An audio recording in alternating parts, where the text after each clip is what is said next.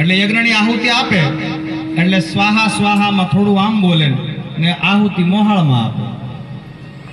ઇન્દ્રે આવીને મસ્તક કાપી નાખ્યું, 3 મસ્તક થયા. ઇન્દ્રને પણ બ્રહ્મ હત્યાનું પાપ લાગે છે, કારણ કે બ્રહ્મ હત્યા જેવું કોઈ બીજું પાપ નથી.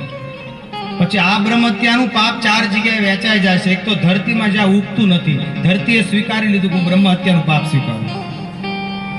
બીજું પાપ છે વૃક્ષને કાપો અને ગોંદર નીકળે, એ પૂજામાં વપરાય નહીં, એ બ્રહ્મ હત્યાનું પાપ છે.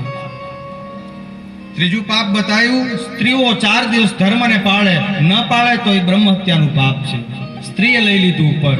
અને ચોથું પાપ છે એ પાણીના પરપોટા વાળું પાણી પૂજામાં વપરાય નહીં, એ બ્રહ્મ હત્યાનું પાપ છે.